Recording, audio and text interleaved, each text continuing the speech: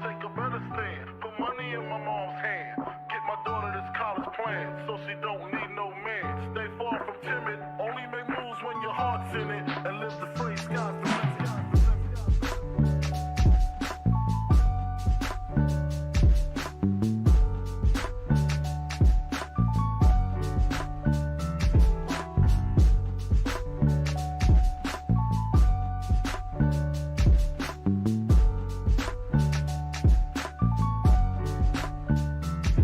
A nigga never been as broke as me. I like that. When I was young, I had 2 pair of leaves. Besides that, the pinstripes and the gray.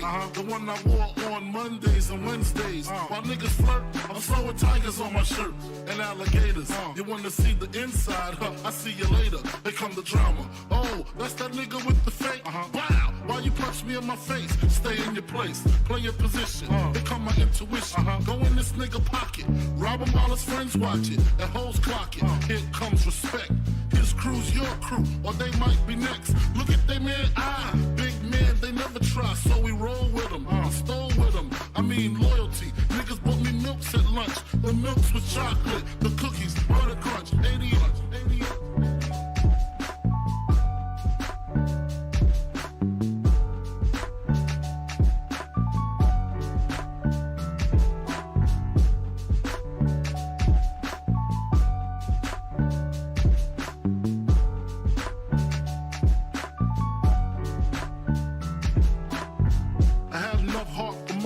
Long as I got stuff for most of them solved.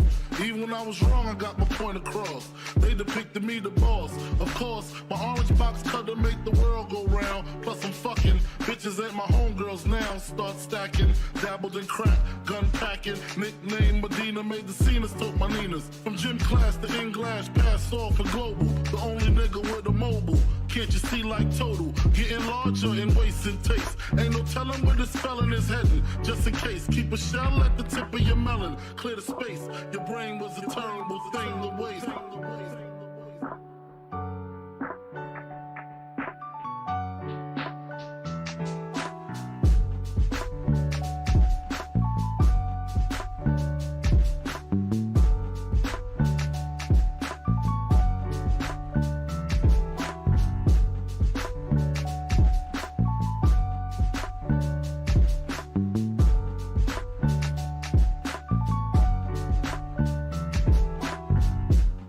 Realizing to master enterprise, and I ain't have to be in school by 10. I then began to encounter with my counterparts of how to burn the block apart. Break it down into sections. Drugs by these selections. Some use pipes, others use injections. Syringe sold separately. Frank the deputy, quick to grab my Smith & Wesson like my dick was missing. To protect my position, my corner, my layer. While we out here, say the hustler's prayer. If the game shakes me or breaks me, I hope it makes me a better man. Take a better stand, put money in my mom's hand. Get my daughter this college plan, so she don't need no man. Stay far from timid, only make moves when your heart's in it. And live the phrase, sky's the limit. Motherfucker.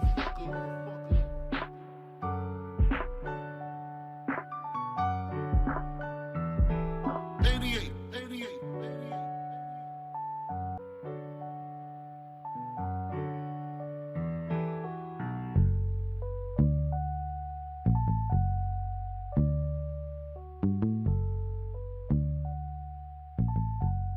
And live the phrase, sky's the limit.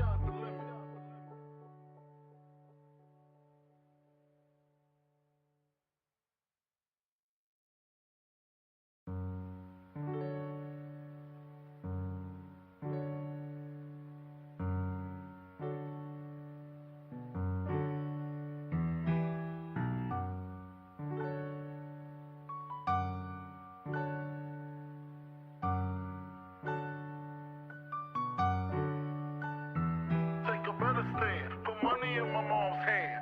Get my daughter this college plan, so she don't need no man. Stay far from timid, only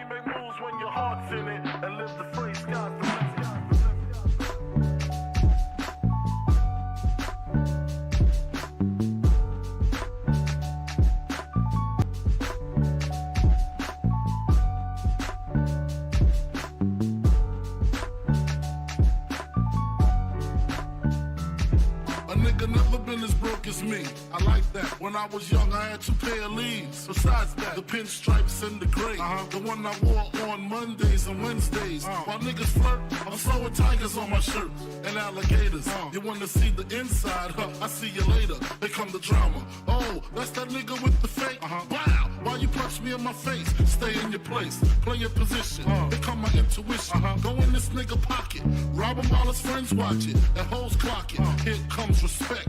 His crew's your crew, or they might be next. Look at they man, big man, they never try, so we roll with them. I stole with them. I mean loyalty. Niggas bought me milks at lunch. The milks with chocolate, the cookies, butter crunch, 80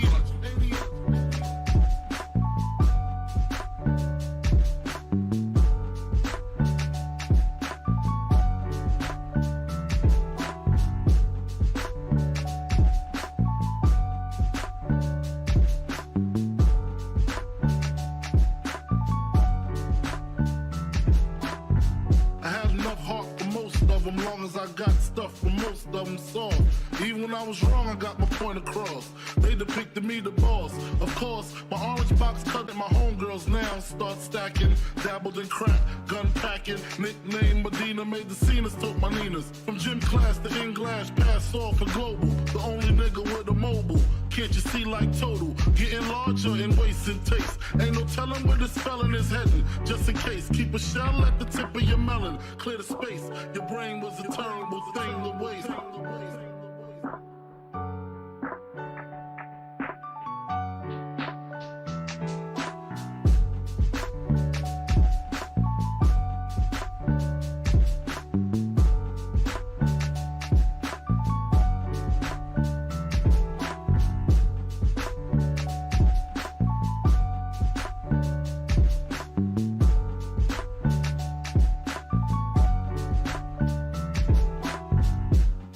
Realizing to master enterprise and I ain't have to be in school by 10. I then began to encounter with my counterparts on how to burn the block apart.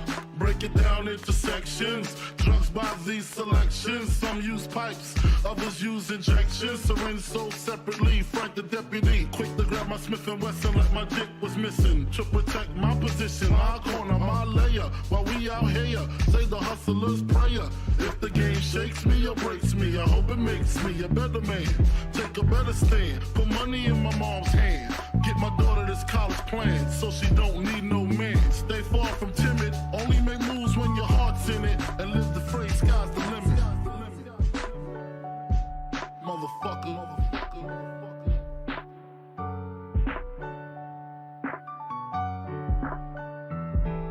88.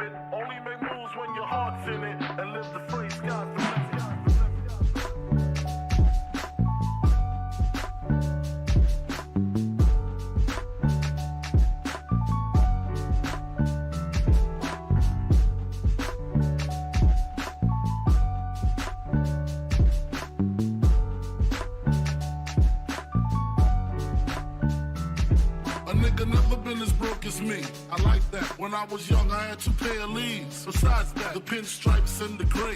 The one I wore on Mondays and Wednesdays. While niggas flirt, I'm throwing tigers on my shirt and alligators. You wanna see the inside? Huh? I see you later. Here come the drama. Oh, that's that nigga with the fake. Wow, why you punch me in my face? Stay in your place, play your position. Here come my intuition. Go in this nigga pocket, rob him while his friends watch it. And hoes clock it. Here comes respect.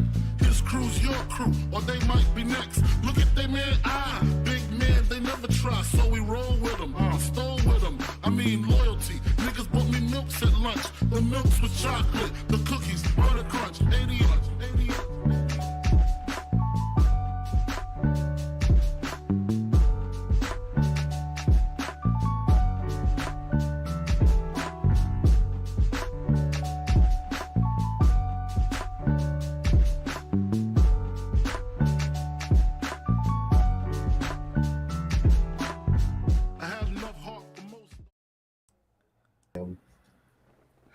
Alright guys, what is going on? Let me move my camera up a little more. Alright, there we go. I think that's good.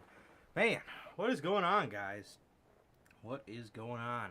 We are back with yet again another edition of the Notorious podcast, man. We got a loaded, but I'll just hop right into the intro. What is going on, everybody in chat? We got Logan here. We got Durante back. What's going on, my man? Yeah, man. All right, what is going on, guys? We're back with yet again another edition of the Notorious podcast, man. That's episode 133 of the podcast, of the news. So, with that, if this is your first time watching, you guys do not know how the show works. Every Monday, we're on here with Notorious Unscripted, and every Friday at 4 p.m. Central, we are on here with the news. If you guys did miss this past Monday's edition of Unscripted, are storylines on Monday Night Raw becoming very, very stale and a little played out. That is episode 114, I want to say. You guys can now watch that on all platforms. We talked about the mid episode of Monday Night Raw that was. I'm dead, bro. You see, look at our shirts. I just noticed this. Oh, wow. I just noticed it too. It's your hard as hell, bro. I love it. It really is, bro. Man, I miss me a fucking Young Bucks shirt, bro. I really did. So, Didn't even realize. I didn't even realize it either. I'm looking at you. I'm like, wait a minute.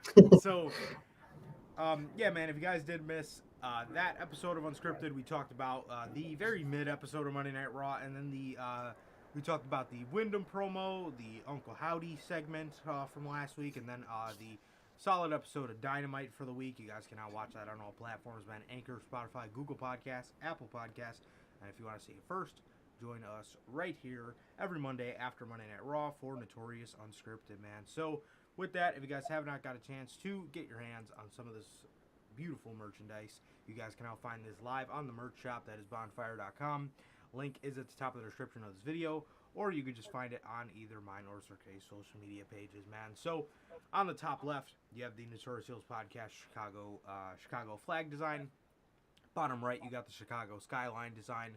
Then you have the best kept secret to the IWC, the Riddler-inspired IWC's best kept secret shirt, man. And then you got the Biggie-inspired shirt, the Uncrowned Kings of the IWC, like I said, man, the Biggie-inspired shirt. And then right in the middle, you got the base Notorious Heels Podcast logo design, man. So with that, you guys can now find all of these beautiful designs live on the merch shop right now. That is bonfire.com, man. Like I said, again, the link is at the top of the description of this video.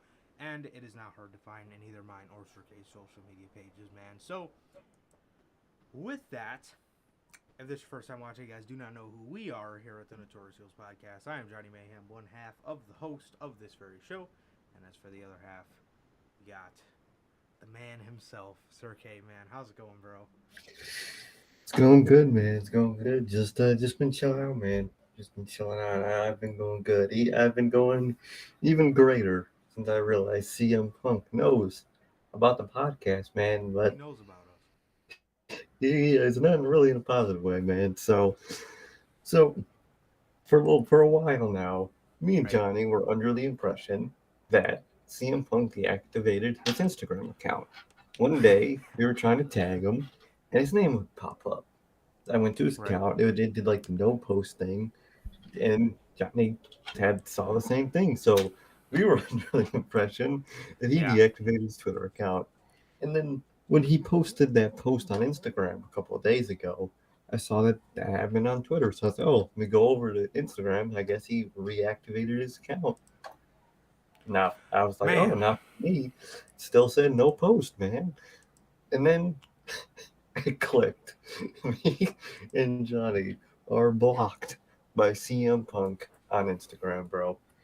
100% blocked. That means he saw our post of the Notorious Heroes podcast, bro. Because on Instagram, if you guys don't know, when you tag someone in an Instagram post, it DMs it to them. That was like one of the recent updates that happened a couple months ago. So now whenever you tag someone, it DMs the post to them. So he saw one of them, and I think we have a suspicion on which one he saw that they got us to block. But we are blocked on Instagram by CM Punk. One of my goats I am blocked by. I love to see it, bro. I love to fucking see it, bro. It's crazy, bro. It's crazy. It is a massive W in my book. I'm trying to find his account so I could like show you guys. Um, Yeah. unless he deleted it from here now. Um, let's Let me see. see. I know I got a way to see it. And you just go in There it the is. yeah. Just click his account, you can just see no post. No post yet. CM Punk user not found. So yeah, God man, fucking blocked. this guy knows of the Notorious Heels podcast. CM Punk is also one of my goats as well, along with Bray, Johnny, and Cena. So my God, CM Punk is we are blocked by CM Punk. Yes, it is a massive W in my book that Same. he had to have seen both of our accounts and was like, "Oh, this is the other asshole. Let me fucking Just the block other him fucking too." dickhead. I I wonder. wonder. Probably, I would think you, because your name would be higher up on like, that's just, I think it goes, no. I mean, we were probably right under and over each other, so probably just right next to each other. It was like, oh, what are these two assholes? Well, if he ever comes back to the company, we go into the first media scrum he's on, bro. The Mr. fuck, Mr. bro? Phil, Mr. Phil, why did you block me on Instagram, Phil? That's amazing, bro. I He love it. blocked the both of us, bro. He blocked the both So, of us, man. But how the hell are you, man? How the hell are you? Aside from that, I've been good, man. I've been good. Just been chilling out, bro. Just been chilling out, and yeah, man. Just been normal, bro. Been normal. Like Durante asked, how's life? How's family, bro? Life's good. Oh fuck, family's been good. What about you, Durante, Logan, everybody in chat? How are you guys? How are you, bro? How you doing?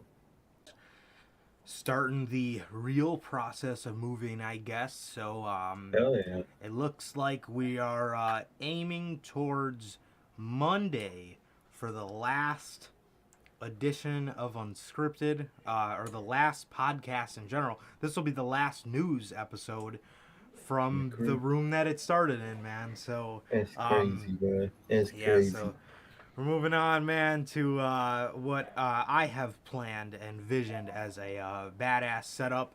Um, to let the cat out of the bag.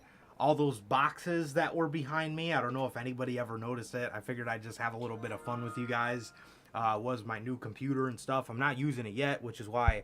And Logan just mentioned it to me that my mic was kind of quiet. I just fixed it, so hopefully it sounds a lot better. Um, OBS likes to fuck with your volume, so Hmm. but it looks like in this new update they added a lock volume option, so I have both of Wow. them locked, so we should be straight from now on. But so that was all my new stuff that I didn't want to unbox because I knew I was moving. So Exactly. once we get in the new place, it's gonna be pretty damn cool, man. It's gonna be pretty damn cool. Hell yeah, bro. Um, yeah, finally won't have to fucking stream in 720p. I hope. So, Yeah, um, I think it'll be a nice upgrade, bro. Yeah, yeah, man. So, yeah, it's a unless it's a Wi-Fi thing, because then if it's a Wi-Fi thing, we probably will still have to stream in 720p. I'm really hoping not though, but we will have better audio and stuff like that. So it's just gonna look a lot better, man.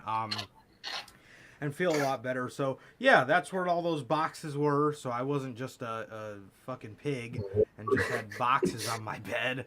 I was just messing around with you guys a little bit, man, doing some teases, doing my own version of the White Rabbit. Hell So yeah. yeah, man. So we're starting that. It's definitely a process. I have no more figures on my figure shelf, and it's the. I probably will post my display case on Instagram because that shit about to be nuts. Hell yeah, bro. I Um, can't wait. yeah, yeah, dude. So it's exciting times, man. It's exciting times. Something new, something different, man. So for sure, but yeah, that's pretty much about it, man. That's pretty much about it. As Durante usually asks, so I gotta address this. Durante says this is his favorite fucking show, man. Thank you, man. Man, Thank you. That means the dude, world, bro. it genuinely does. It genuinely does, Durante. You know you're our dog. You've been Mm-hmm. here for a really long time, showing up in the live chat, so we appreciate you, man, and that's why you are Mr. Mod. That's why you are a mod, Durante, man. So Hell yeah. yeah, dude. When I read that, man, that genuinely put a smile on my face, and thank you because that really means the world, bro. That really means the world. All you guys that show up here, you guys know who you are. All you guys that constantly show up here, and even those who watch but they don't come in the live chat. Thank you guys, man, from the bottom of my Thank heart. you So for it everybody, man. genuinely means more than you'll ever know, man. We do this stuff for you guys, bro. So and Definitely. we just like hanging with some wrestling fans, man. And you guys are awesome. So yes, but I'm good, Durante. Family's good. And what about you, my guy? He also says, God, I fucking miss BT. I Bro, really do, same. bruh. I miss the Same, Young bro. Bucks fucking around on there. I really do. I really do, man. I really do. I miss seeing Nick Jackson just fucking talk all Oh my fucking god. monotone. I miss that fucking shit. I can't wait Seriously, for the bruh. jokes we're gonna get now. Oh, bro. It's It's gonna gonna be be great. it's gonna be fucked. I love it. And speaking of the dog, bro, we're about to talk about that in just a second. That's what we're gonna go over first. But uh let me address Logan. Logan right Yeah. before we go into this. Got a topic for you guys. How would you feel, or do you think MJF should do a face run? I got my answer, bro. So, for me, um, I think it's maybe better not to do it Mm-hmm. because he's already very liked, and you don't want to you don't want to turn him face, and then people don't like him anymore. You don't You want know to what I hit that mean? exactly. People like him So because he's an asshole. exactly, and we know how good he is. And I like, and I kind of like how they have him as a heel, but It's a he human. like goes in and out of like showing glimpses of humanity inside of him, which I Mm-hmm. like, and I think it just means for really good. I just think it means for really good television, man. So would I do a face run? Maybe somewhere down the line, but I don't think now is the time. I think now would be the perfect time to get him over as like the devil, as they're kind of portraying Mm-hmm. him as, like he's willing to go to any lengths to just prove that he is evil. But I really like how they're doing it, man, and I really think they're telling a very simple story that is just the classic villain. And a lot of times, well, people want him to become a baby face, but it is a lot harder to get people to like you as a baby face. It's so easy Oh, to get people to like you as a heel because everybody likes the villains. The villains are just written better a lot of the time. The mm-hmm. face is, the villain is cool. The villain is willing to say the things that people are actually thinking, and the face is, he's the baby face. He's the good guy. So a lot of the times it's really harder to do that. And I'm not saying that I don't think he can, but I think for right now it's better to just go with him as a heel because that at the end of the day is what people like about Max. So Exactly, bro. Exactly. I think it can be done one day. I hmm think it can because when people hear face, they automatically assume that Vince McMahon, babyface, the happy-go-lucky guy that never does anything yeah, wrong, is a fucking little pussy. But AEW, it's kind of a different story. It just changed overall. It's just been a different story with faces, man. Because look at Hangman. He's baby face to the core, but he's not perfect. He's not Mister fucking perfect. You know what I mean? He makes mistakes. Sorry for the plane helicopter noise. all Um, good. he he's not perfect. He does the wrong thing sometimes, and that's okay. But with MJF, you kind of babyface run is big risk for him because people the fact that he's an asshole, and you can't really even when he is a babyface one day, you really can't take that away from him. He's always got to be some level of an asshole, even as a Yeah, babyface, bruh. So I think one day it can work. They would have to be really careful with it. But as for now, I'd say keep him as a heel, bruh. Um, just just keep running with him, man. And then when it starts to get a little less prominent, then you can think of slowly turning him for face for a little bit, man. But yeah, because I hear a lot of people are pulling for it, man, and I mm, think I think it'd just be really too good soon. to just keep him as a solid heel on that show, and I think it could do dividends for the baby face. Like MJF is the kind of guy where he's not like his story is not meant to be taken down by some big heel. The No, story is for MJF to get taken down by somebody who's a huge fucking baby face, which exactly. who could that be, right? You go down the list.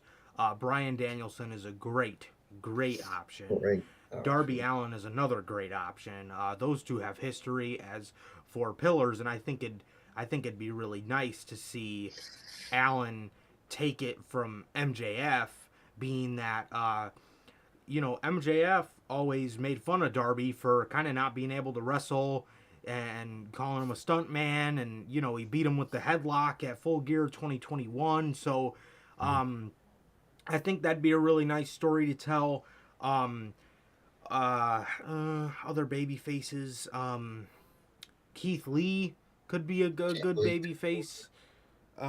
I mean, you got a lot of guys, man. But the Allen and Danielson are probably my top two. I would think about. And for the sake of just AEW looking towards the future, I think maybe Darby Allen would be the better option. Although I do need to see a Brian Danielson,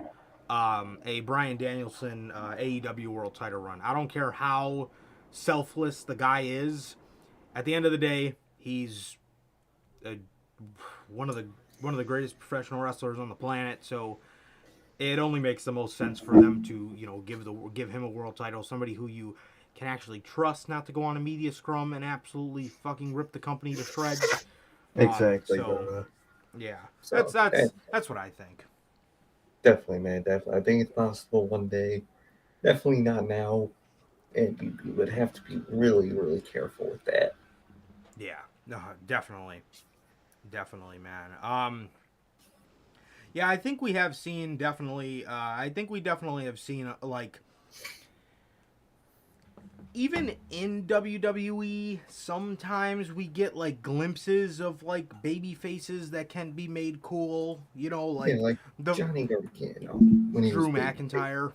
Drew McIntyre, man, like you get cool baby faces where they just do cool or fucked up shit. Like I loved now Johnny Gargano was so scared of Champa that he was doing a whole bunch of fuck shit just so he couldn't get the title, and it got him the title. You know what I mean? I thought it was just amazing.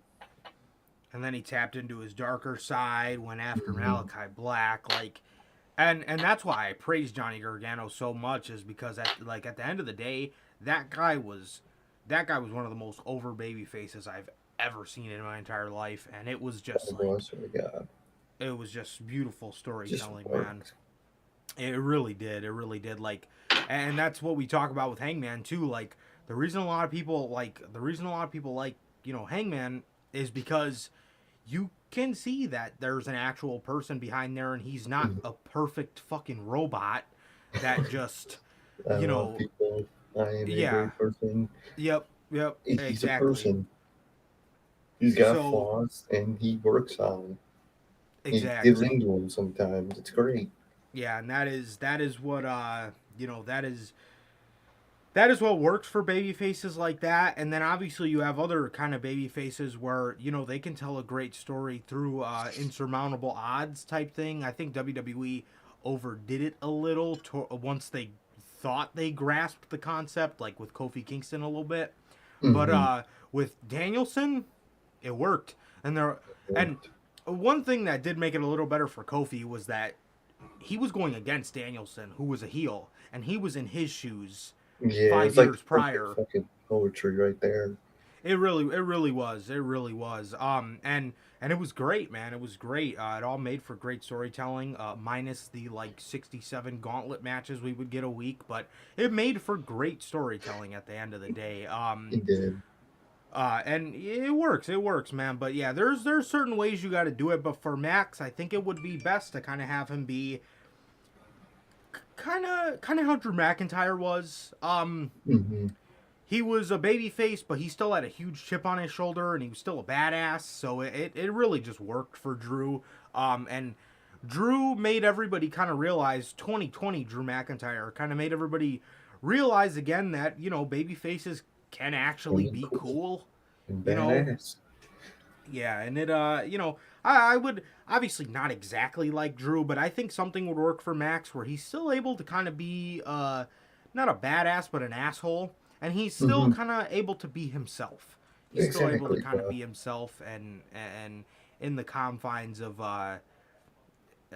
who MJF is, but I think maybe the thing you can do that would make him a little more babyface is, soften up a little on the crowd, but still kind of be an asshole. Have him kind of play up to the crowd, and just have him rip heels to shreds. You know what I Yeah, mean? just have him go hard on him. That show go crazy, bro. Like imagine, and this will transition us into our first story. Imagine babyface MJF Mm, versus heel CM Punk, right? perfect. MJF could rip that man to shreds. He could And CM destroy Punk that could, try his best to man. Repair. figure out a There. response to these Scott Coltman comments. So, it is what it is. But nah, for real though, I think it would be really nice to I think it'd be really nice to, like, for example, stuff like that. Just kind of have MJF be in this baby face, but he fights for MJF, and the reason he does what he does is because, a lot of people told him no, and just because of his ADD and stuff, a lot of people kind of stacked odds against him, and that's a really Yeah, relatable story. So stuff like that, man. exactly, man. So what the fuck? Oh, God. Oh, Mm, okay. We already got that story. yeah, I was gonna say, man, I thought AEW signed another two big names. I was like, bro, what is Tony Khan on right now, dude? Um, bro. And he don't gotta pay CM Punk no more. That's like 7 people you can sign. That's like 7, 10 people you can sign, bro. seriously. All right, man. So CM Punk. We got a lot of stories about CM Punk. Mm-hmm. We're gonna start it off with this because this transitions us into a lot of stories. CM Punk was asked to stay quiet after AEW All Out Brawl, or what everybody knows Blowout. the pay per view for, Brawl Out. Damn. That was That's a such a great good fucking show. show. It was. Such It an was awesome such a show. good show. And now everybody remembers it for Brawl Out. All right, man. So, according to Wrestling Inc., CM Punk was asked to stay quiet on the matter and obliged. Moreover, CM Punk's rant against Hangman Adam Page, Scott Coltman, and the Elite during the post-show media scrum didn't trigger the brawl. The outlet reported that CM Punk acted in self-defense after the Elite barged into his room. We're going to go over that in a little bit because stuff just doesn't add up. And it really seems like a last-ditch effort once we get done reading all this of him to just try to paint himself in a better light. So here we go. We've been told that AEW has not reached out to CM Punk since the incident. Following the all-out media scrum in which Punk got his friend and trainer Ace Steel reportedly got into a backstage brawl with the AEW EVPs, Kenny Omega and the Young Bucks, sources indicate that after the brawl, Punk was asked to stay quiet and agreed to do so. From the perspective of Punk's camp, the scrum itself, which became the talk of the wrestling world due to Punk's comments on Colt Cabana, Scott Coltman, Hangman Adam Page, and the Elite, didn't seem like a big deal and only escalated once Punk's locker room door was kicked in and accidentally hit Punk's dog Larry in the face at a pre-scheduled veterinarian appointment. A few days later, Punk was informed that 2 of Larry's teeth had been knocked loose and had to be removed. Now that we've read all this, let's go over this again. So, we've been told AEW has not reached out to Punk since the incident. Alright, so let's stop it there. All this that means, basically, all the serious talks that have been fed to the dirt sheets or that the dirt sheets have been giving to us about Punk in serious talks for a contract buyout can't be true. What can be true is that there's a thought, and maybe that's what Tony Khan is thinking of doing. Right. Yeah. But all this serious talk that Punk and AEW are close to a buyout clearly is not the case. So that's the first thing, which is annoying, because then people who do podcasts report shit that's... Like the assholes. Exactly. But, so that's the first thing. Oh, shit. So, obviously that could still be the plan, but all the stories that were serious talk, that this is soon to happen and this and that, can't be true because they haven't reached out to Punk. I don't know if that means that they haven't reached out to Punk's camp. I'm assuming that would mean that, because reaching out to his camp, I'm assuming, is pretty much the same thing as reaching out to him. Yeah. So, none of that can be true, apparently, or like I said, unless it is the thought that can be true. But I guess after all, there's no serious talks that have taken place yet. So from the perspective of Punk's camp, the scrum itself, which became the talk of the wrestling world due to Punk's comments on Colt Cabana, Hangman Page, and the Elite, didn't seem like a big deal. Not a big deal, bro. You literally went on a live interview and ranted about your coworkers. You call Hangman Adam Page a dumb-headed fuck. You started talking about Scott Coltman for like fucking 25 minutes, just bitching about your past with him. You don't think that's a big deal, calling out your coworkers like that?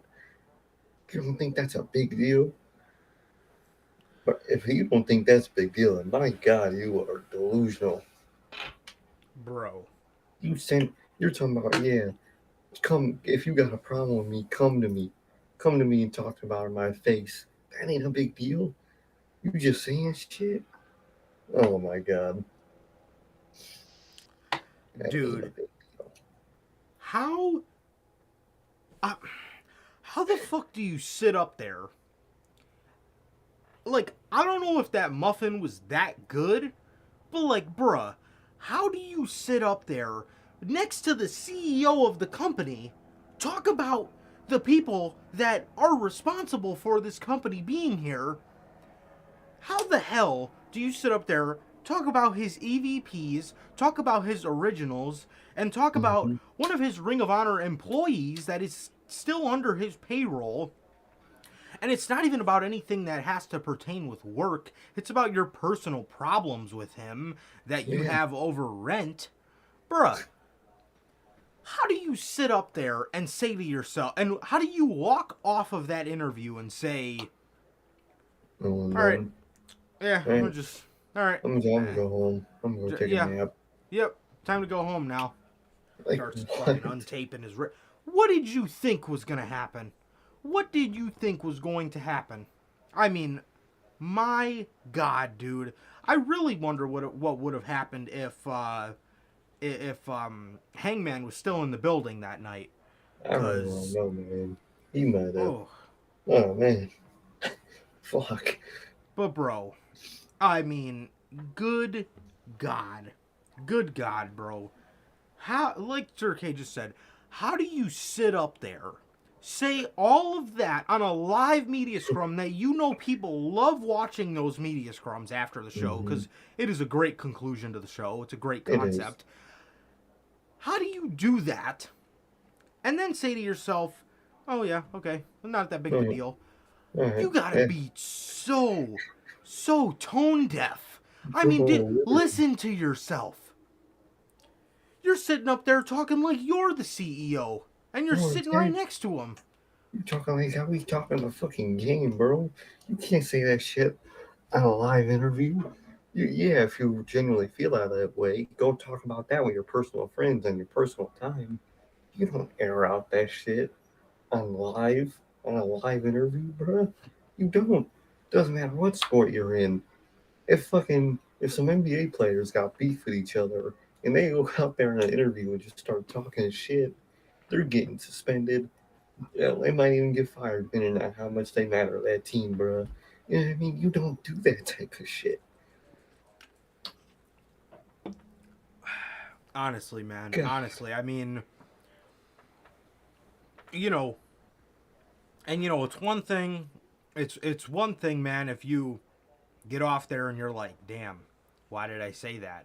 You had no remorse. You had no remorse. No, You went up even there. fuck. You meant what you said, and like, I mean, it's okay to feel that way if that's really how you feel. You can't block out your emotions, but like, you know, talk about that shit with your friends. Talk to them. You know, Mhm. you're so worried about people coming up to you. Why don't you go up to them and be like, That's okay, the damn problem. like, no. Like, he Like, literally went up there and said, these guys tried to jeopardize our first $1 million house. Well, what does anybody remember your first $1 million house for? The backstage brawl. So who that really you jeopardized the first $1 million house? exactly you. That $1 million house is nothing but brawl out because of you, motherfucker. If it wasn't for you, everybody would just, oh yeah, that was a great pay per view. It was real fun. No, now MJF came everyone's. back. We're gonna get Mhm. MJF versus Punk. We got the elitist trios. We're looking forward to the Acclaimed and Swerve in Our Glory 2. It just would have been a great fucking show, and that's all it would have been. Literally the same as last year. It would have just been a solid ass show that was great. And Nope. now Because anybody of Punk. now, all everybody remembers it for is Brawl Out. So, again, who really jeopardized the first $1 million house, if we're being honest? I mean, come on You now. motherfucker. So, and then the last part. And it only escalated once Punk's locker room door was kicked in and accidentally hit Punk's dog Larry in the face. At a pre-scheduled veterinarian appointment a few days later, Punk was informed that 2 of Larry's teeth had been knocked loose and had to be removed. I seen people calling for Punk to show the veterinarian bills, which is hilarious. So But Carfax. but regardless.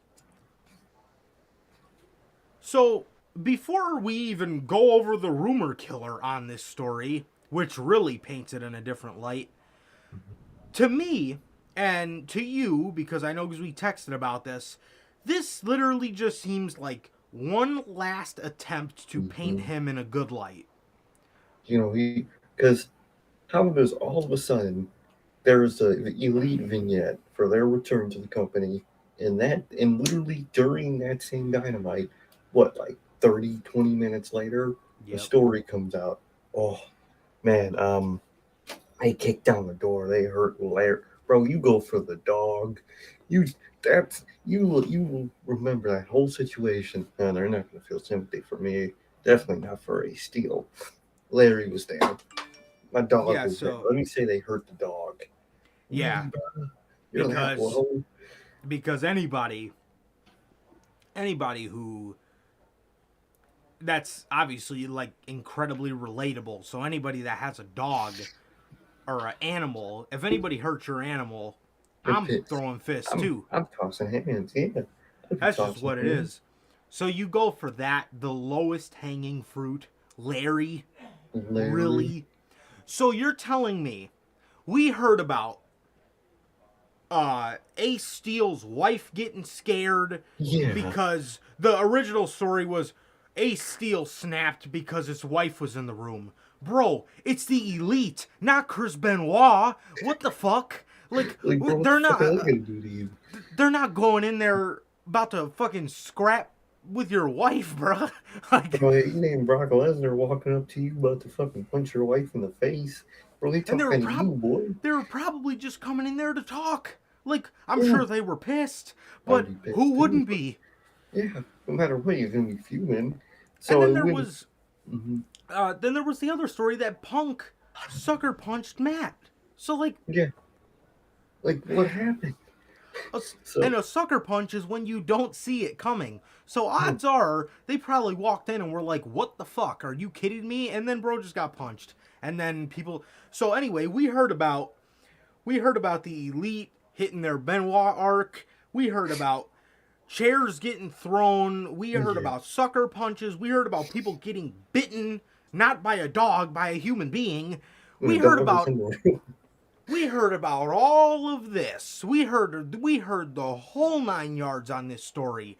But nobody ever mentioned the fact that maybe Punk snapped because his dog was the door open because they kicked the door open, which was debunked anyway, so that already makes no sense. That's crossed out immediately. And I So the door was kicked open and Larry's teeth got knocked out. And we are what? hearing about this now? Literally, bro. Bullshit. And there was another story that the whole reason that, Punk and them got, or that Kenny Omega got bit by not Larry, but Steel, a human being, is because Kenny Omega was the one to pick up Larry and try to take him out the room so he doesn't get hurt. So how does it go from that to Larry getting hurt by them walking in the room? And listen, bro, unless all right, let's say Larry was in the room and he was in front of the door and it got, punted open. Unless that fucking dog's mouth was perfectly aligned where the door swung, if the door hit that dog, it would be the ribs or the legs or like an actual body part that got hurt on the damn dog. If you hit the dog with the door, yeah, not the fucking teeth. Somebody got teeth knocked out, bro. What? Have you seen that thing's teeth? They were already fucked up. They probably just had to be taken out anyway. That dog looks like it's fucking suffering all the time. So, man, that's so sad. Come from CM Punk, bro, and his side. You got to make up. The dog got hurt. I'm so The happy there wasn't a child in that situation because that's what Punk really would have went for. Oh Oh my yeah, god. Oh the yeah, kid. Omega hit the fucking one-winged angel on the he fucking V triggered my kid. Oh my god. I can hear Billy about Burks it just now. double super kicked his ass right in the face. Like what? Like bro, you went for the dog. Come on, bro. It's so sad and so low. I did not So believe that. literally from CM Punk, the lowest hanging fruit, the dog. And bruh, The apparently the dog. roster is still forbidden from like talking about this. That's crazy. So, I will say though, whenever this gets cleared up, which I'm assuming is soon, because we got this, we got an update on the investigation. I'm sure you can tell by the title, Mm-hmm. but we got an update on this investigation. I cannot wait for this Dark Side of the Ring, bro. This shit really Bro, about to go so hard. dude, Chris Jericho on that shit's gonna be the goat, Chris Jericho bro. about to be narrating it, bro. Oh man, Oh, that's that'll gonna be be great. perfect. He's already a narrator for that shit, and he was in the We got a situation. story on him. Yeah, Yeah, we got a fucking story it's on Jericho. Bro is like, really the goat. bro, is the goat. That shit. Oh man, I hope they make that, bro. They gotta get Larry on it. They really do, bro. They really do. So we have a rumor killer on CM Punk's dog Larry sustaining an injury during AEW All Out Brawl. No, Can you way. hear that weed whacker going? No, Okay. I can't at least. Okay. Yeah, I don't think so. Okay. Okay. We got a rumor killer on this, man. Whoop-de-fucking-do. And what was so funny about this was Wednesday, the story comes out, the dog was hurt. Immediately, everybody flocked over. Okay, now I heard it. Okay, give me like 2 seconds. Let me. I heard it for that split second.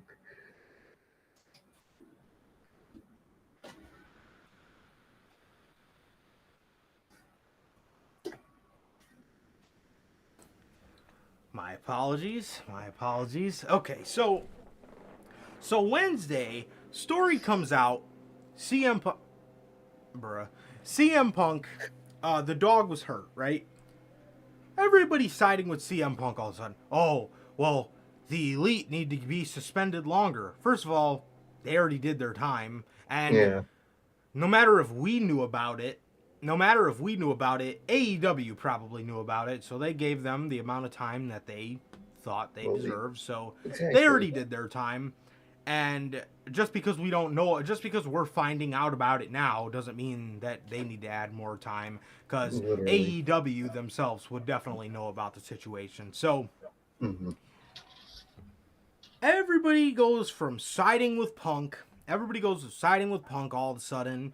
They then immediately jump right back over to siding with the Elite because this rumor killer comes out. So it is just so funny how wrestling fans work. It really is. And you people really got to know better, man. I mean, stories like this come out all the time and then they just get debunked, and you just got to wait it out, man. You just have to wait it out. So anyway, while speaking on the latest Wrestling Observer Radio, Dave Meltzer noted that when he spoke to the Elite side, he was told it was a complete lie. And I quote, "What was said is basically, it's an outright lie. I didn't have that told to me. I had not heard it from Punk's side. I had heard it from Punk's side on and off since a couple days right after it happened. Never in 7 weeks have I heard anyone mention anything about the door opening and hitting the dog being hurt or anything like that. I just find that so weird. The side that was trying to defend him all along never brought up once that now all of a sudden that's the story. And like I said, the other side just called it a lie." Punk's camp themselves never even mentioned it. No. Never even mentioned that he kind of popped off because his dog was hit in the mouth. Yeah, Never if that really mentioned happened, you would have said it from the beginning. Because that would be like the key component to make him snap. Yeah. That would have been like the main, like, bro, come on now. Come on. It is so ridiculous coming from CM Punk that, you know, this shit is happening literally a little after a year into your AEW run. And it is oh so ridiculous that you have to go for, like I said, the lowest hanging fruits in this situation, dude. You're now using Larry as your line of defense against the Elite. Oh, well, That shit's I sad. snapped because Larry was hurt. Why did we never hear about this the whole entire fucking time? It's so sad. He really went for the dog. Come on, bruh. He went so sad. Seriously. Fucking Punk, man. Seriously. Yes. So what does WWE think about this, man? You know, Well, Triple H's desperate ass.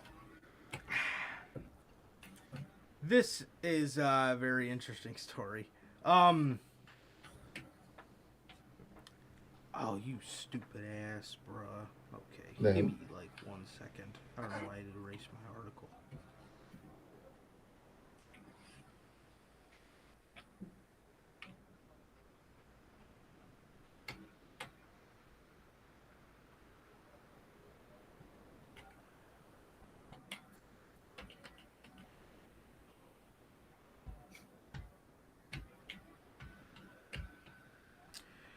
An influential figure in WWE says no to CM Punk return.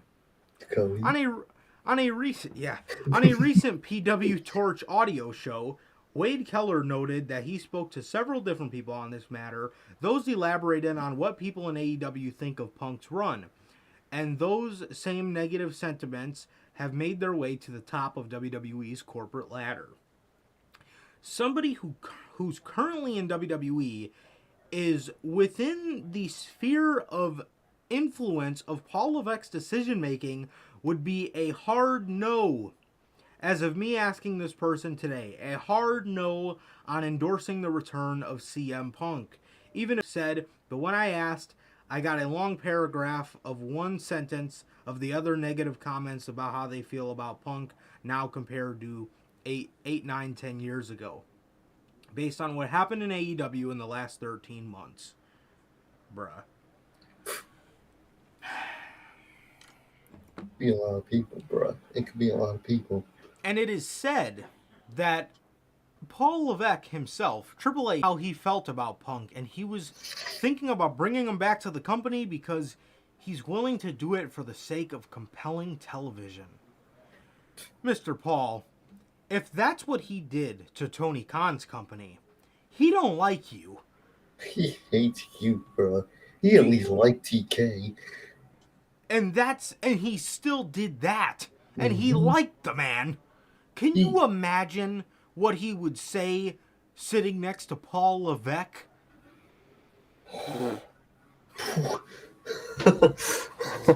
Easy. Bro, he's getting himself fired right there, right then, bruh. The fuck? He don't like you, bruh. You don't like your family. You don't like your circle, bro. You think the roster that'll be nothing but negativity right there, bro. At least Punk like TK, but he don't even like you, bro. I don't like. Again, I can see Triple H trying to do it because he desperately want that big one up on AEW, and getting CM Punk would be that. But it ain't even just one person on the damn roster. It's that whole fucking roster that don't like his ass. I fucking know it. And his wife don't like his ass. Fucking, I'm Shawn Michaels probably don't like his ass, bro. Nobody likes CM Punk in that company, bro. Especially after what happened. He he can't do it, bro. Unless he risk his own roster. Again, CM Punk ain't bigger than a whole roster. Whether it's AEW or WWE, he ain't worth it, bro. Absolutely. So, it seems that AEW has officially completed the investigation, man. It seems like they've completed the investigation. AEW completes investigation into All Out backstage brawl. While speaking on the Wrestling Observer Radio, Dave Meltzer reported that AEW has completed its investigation. He says, and I quote, "The investigation is over, and you can tell by who's back and who's not back who will be punished." Yeah, bro. Well, He still already got fired like week ago. So there's that, man. And the way it's looking, bro, CM Punk ain't coming back, bro. And I mean, it's kind of what you got to do, bro. Especially, and we'll also talk about that. But with certain people in that company really saying they'll never work with them and shit, you can't bring that back. You can't. Yeah, absolutely. So, Oh, no, no. what happened?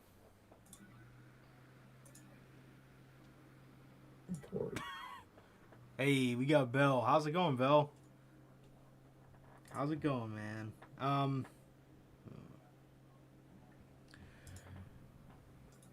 Let me. I'm dead. You guys want free dating, man? Oh, never mind. He just left. I gotta remove his ass.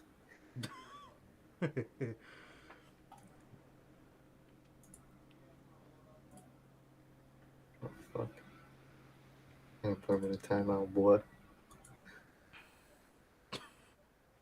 He doesn't let me remove him though, so there's that. Just that one singular message being there. All right, man. So, Chris Jericho. Damn. Chris Jericho is Chris Jericho is something, bro. Chris Jericho reportedly told CM Punk he was a cancer to the locker room. Damn. Damn. Coming from somebody who has been there since the beginning. Mm-hmm. Following the incident involving CM Punk and the Elite at All Out earlier this year, Chris Jericho reportedly approached Punk and told him he was a cancer to the locker room and a detriment to the company.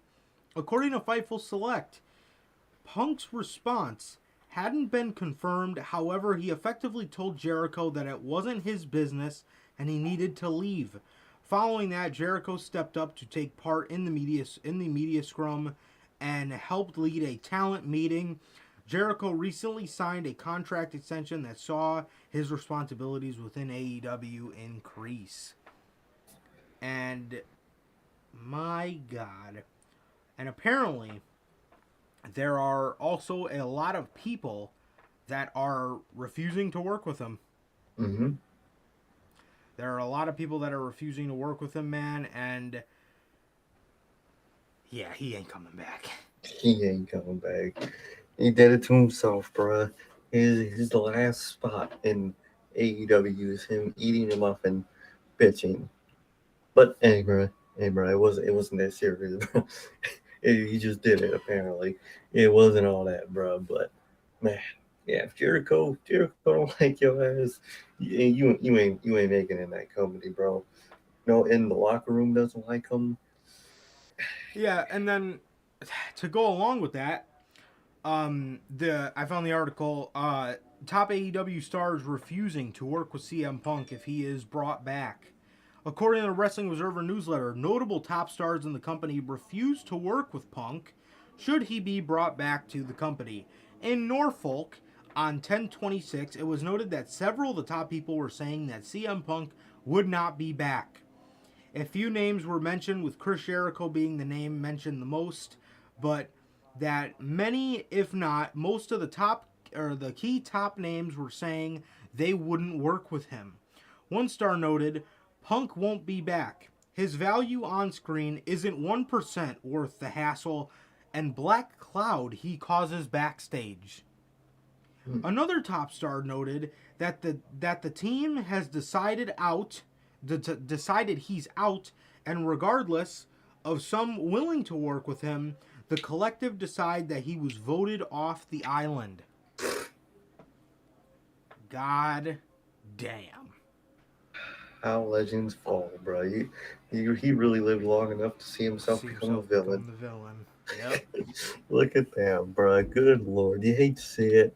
It really does suck that it ends that way, man, but he did it to himself. So, He did. And what for it all the is. people saying that this run was a waste, I have to disagree with you because It was great when it was the on. run Yes, the run on television was not a waste. The television part of it was pure cinema. It really was. It's It was perfect. great television. His stuff with Hangman was great, regardless on how he felt about it. Those promo battles were great. Eddie Kingston, MJF, the MJF stuff was really goated.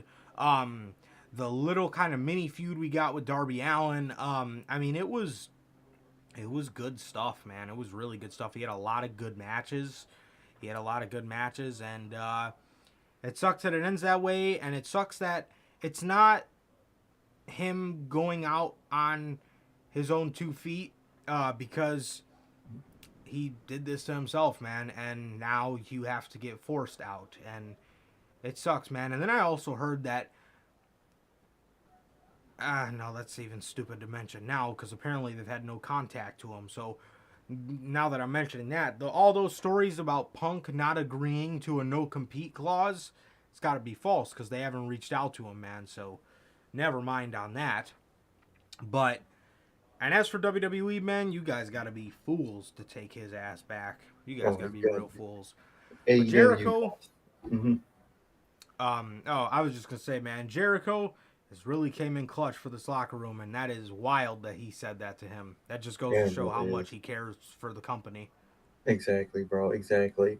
Um, if they do sign his ass, bro, Tony Khan gotta hit Triple H with a "He's your problem now" line. He's gotta hit him with it Oh, 100%. because turns He's got out to. he was his problem. Yeah, And no, I didn't expect it. I'll tell you that. I'll eat that up. I did not think he'd be a problem. yeah. He was, bro. Mr. Vince was right in the end, man. He For was right. once. I gotta say, he was right about that He shit. was. He was. And that's Good the lord. thing, too. In the story of them wanting Punk back, they mention how Triple H has softened up to Punk, but they also mention how if Vince was still in the company, he would never even be considered. He would No, never even be considered for a return because Vince not wanted with that nothing to do stuff. with him. No, exactly. You can't do that type of shit, especially not under Vince. So, like Triple H, he'll do what he needs to do to make the business like run, to give good ratings and shit. Vince Yeah. don't give a fuck. If you don't like it, No. you don't like it. You out. Nope. That's Yep. as simple as it is, bro. So, goddamn, Punk did it to himself, bro. That's all I can say about CM Punk. Yeah.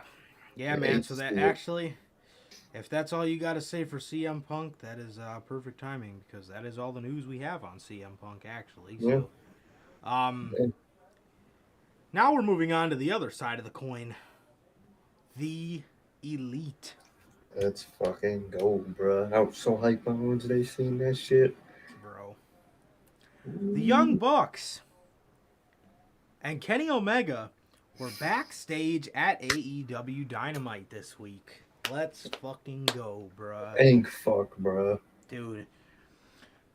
During Wrestling Observer Radio, Brian Alvarez brought up that the Young Bucks and Omega were all backstage at AEW Dynamite this week, and it was said that they had a good time backstage and that the video teaser for their return said everything it needed to. The Young Bucks and Omega were up. They hung out with everyone backstage, and everyone was happy to see each other. It is not clear when the Elite will return to television, but it is pretty clear the day is coming soon because they aired an interesting teaser for their return. At this time, we were also uncertain who the Elite might feud with, but they could be wanting those trios titles back. So, interesting to mention. The likely plan for the Elite's return, according to Brian Alvarez on Wrestling Observer Radio, he says, and I quote, "I'm pretty sure they're going to be wrestling for the Trios Championships when they come back." Man, that's gonna be dope, bro. That's gonna be dope. Thank God, bro. I missed the Elite. I missed BTE. I missed all of it.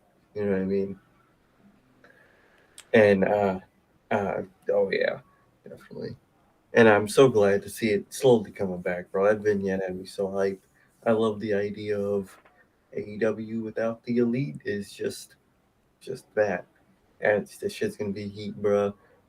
They teased it themselves with that pre-image, and the second some the vignette played and I saw that, the same header they had, I was like, oh man, I got hype as hell, bro. That instantly clicked.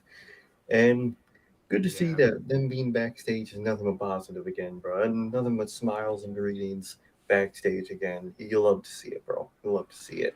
You do. And back to Punk just for a split second. Belle, you hit that right on the head. She says the only way Punk will go back to is to be petty, and the only Mm-hmm. way Triple H will take him back is for the same reason, because he thinks TK and AEW killed the Black and Gold along with Vince. So, Mm-hmm. man, yeah, absolutely. That is the only reason Triple H wants not only Punk but any AEW talent, He'll take just to anybody. stab them with that knife and just twist the hell out of it, man. That Mm-hmm. Is that is one up on him. yeah. And then Logan says if CM Punk is willing to be a team player and not take business into his own hands and be respectful to the other talent, then I'll think about accepting him back. But if not, I never want to see him again. Exactly. Yeah, exactly. Exactly. Can't be a fucking Um, asshole, bro. I mean, eventually, I would hope he would come around and realize things Be and a realize fucking kind of asshole. how he went out. But man, until then, it sucks, bro, because it seems like he's not in that stage right now, and it seems like he just Mm-hmm. wants to, Well, it's just it to be done yeah, which sucks. But if that's how it has to end, that's how it has to end because I wouldn't want to see AEW end over one man. over So, one guy. but regardless, it is great to see the Elite backstage. It's great to hear about it, and it's great to hear about how positive the atmosphere was back there. And man, I cannot wait to see them win those trios titles back, so we can actually see the trios titles be featured prominently. And not just So of all the members in separate title matches. yeah. So yeah, man. Yeah, it's awesome, man. It's awesome, and Yeah, I cannot wait for them to come back. yeah, Logan, I did that shit. That shit got me hype. Every House of Black member posted. What did they post? It was a little vignette of them just doing shit. Yeah, and it And what? said like the elegy of the forgotten or something like Yeah, the that was eulogy of their the forgotten or some shit. It was yeah. that shit got me hype, bro. Yeah, that was a really cool vignette, man. I miss them, and I hope Tony Khan is really gonna let Malachi have free reign on his character and what he wants to do and where he wants to go with it because he is that damn good, and you do not want to lose him. I'm telling you right Exactly, now. bro. You cannot. Yeah, man. So speaking of WWE being petty, this is a story that came out last Friday. I think literally as we were live. Man. So, you guys remember the DX reunion, right? Wrestling Observer newsletter is reporting that there were in fact talks of Billy Gunn appearing for the DX reunion on Raw. WWE didn't offer any money, and Tony Khan didn't ask for any money. Tony Khan just wanted WWE to mention AEW on air. Mm. WWE kept going back and forth on yes/no, and at the last minute decided not to do it. Bruh. How the hell, dude, you couldn't do that for daddy ass, bruh? Bro, like, bro, Triple H is so petty. He couldn't have one of his dogs on the reunion with him because they would have had to said the other company's name. That's all they would have had done. They wouldn't have had to pay some crazy amount of money or some weird promotional shit where they gotta air like a fucking A fucking watch vignette. Rampage Yeah. or nothing like that. They just had to say three letters. Literally, that Logan too. They would have just taken it in a DX and Triple H. He would have said some negative shit about AEW. Anyways, so all they had to do Bruh. was say three letters. 3. How fucking petty do you gotta be, bro? You That's couldn't not petty. you couldn't say AEW to get your boy a part of the uh a part of the DX reunion. 3 letters. All you had to do was say that this is AEW's Billy Gunn, or Billy Gunn of AEW, Daddy Ass of AEW, something. Something. They Literally, even they mentioned, they kind of alluded to him anyway. So yeah. why couldn't you have just said it? I thought Triple Makes H did best for business. You know how much views and shit they Mhm. would have got at having Mr. Daddy Ass there? People would The have been most eating that over shit up. member. Literally, bro. Them fans would have been eating that shit up, bro. Triple H, all I would hear on Twitter for the next fucking 4 days after that is how Triple H is the GOAT. You know what I mean? That's all I would fucking hear. And you couldn't say that because you're petty and you didn't want them to mention 3 letters. Like, Come on, dude, Triple H. I thought you'd like what's best for business. all these wrestling fans know about AEW anyway. Just say Yeah, it. just say it. Just say it. And the fucking casual fans that don't, they're not gonna go watch anyway. You're not risking anything. Honestly, and how many times do people in AEW mention WWF or WWE? Because we don't live in a box. We Why don't live is in a this box. still a problem in the Triple H era? Why are we living in a box? I mean, sure, he's Sad let them to say me. professional wrestling, but there's other professional wrestling companies, and we know about them, and any wrestling fan who watches your product would at least know of them. And if they're not So, watching already, they're probably not going to start watching now because they seen Daddy Ass on Dynamite, like, bruh, oh yeah, I got my fix. Like, or on bro, Raw. yeah, it's like it's just pure pettiness, bro. I hate that bubble shit, and I hate how Triple H is going to continue it solely for the reason that they killed NXT, or they were definitely a part of the killing of NXT. Come on, bro. Come on. Yep. But, yeah, dude. Um, I mean, yeah, like you said, you summed that up perfectly. This guy, everybody always says about Triple H. Triple H is gonna do what's best for business, bruh. You couldn't get Daddy Ass because you didn't want to say AEW. That would Come have on, got bruh. you all abused, bro. AEW fans would have watched Raw for once. You Just know to what I see mean? Daddy Ass, bruh. Exactly. You would have got amazing ratings, but you couldn't. And then Road Dogg tweets this out. It was sad. He should have been there. WWE did all they could to make it happen. Get the fuck What? out of here. Apparently not. Yeah. Stop fucking protecting your boy, fucking asshole. Bro. What is the problem, bro? Literally. That's You the beef. couldn't. So AEW's at fault because you couldn't say AEW. Even though you, Mr. Road Dogg, were begging Tony Khan for a job. Literally, bro. Literally. Come on now. Come on, bro. Utterly ridiculous. Utterly ridiculous.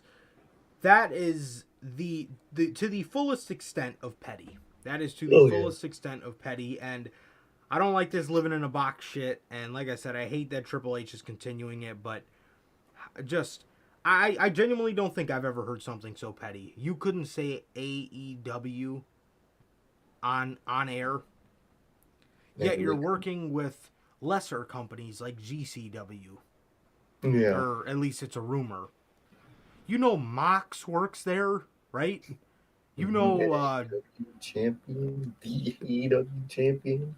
like, come on now. You know Ruby Soho did stuff over there. Everybody did, and it's so funny that rumor of them working together literally just screams WWE and Evolve. Oh yeah, they'll try It's to a buy him. they'll try to buy him, and it's over there. but none of their guys can go on WWE programming because No, they'll have you to know mention the other company, that's literally what Evolve was. and they Evolve own the company. WWE, yeah, WWE guys would go over to Evolve, but the Evolve people were never featured on WWE programming. No, literally Street Profits while they were in NXT were Evolved champions and couldn't and weren't allowed to use show the titles on NXT television solely for no reason when they own the company. I don't think at the time they did. I think they bought them during the pandemic. I thought they owned them for a minute before the pandemic. No, because the pandemic made them about to close. Like they went bankrupt because they couldn't do Mhm. live shows. So right I as they thought, were, yeah, because I remember when the news came out, like Evolve's gonna shut down. That's when WWE swept in, and now you don't even hear about Evolve anymore. no, I thought it was that they owned them the whole time, but they just had to shut it down anyway because pandemic kind of stopped indie shit. I thought they were already owned them by the time it was shut down. I thought they were just this is just a waste of money, and they just shut them down. Hmm. Let me Hmm. see. I swear they Yeah, were. WWE officially purchased Evolve on July 2nd, 2020. Oh damn. The fuck. Yeah, I'm dead. Yeah. So, yeah, because I remember they were about to go bankrupt, and then WWE was like, oh, all right, Yeah. you kind of helped us, so I guess we'll just buy the company. So, um, so yeah, man. Yeah, I mean, just literally to the pettiest degree, and it made for a pretty whack DX reunion when it could have been pretty cool. And like I said, they alluded to the fucking guy anyway, so just put Literally. daddy ass on television, man. Just film Just them say on AEW. television. Everybody knows about the shit anyway. Exactly. Man.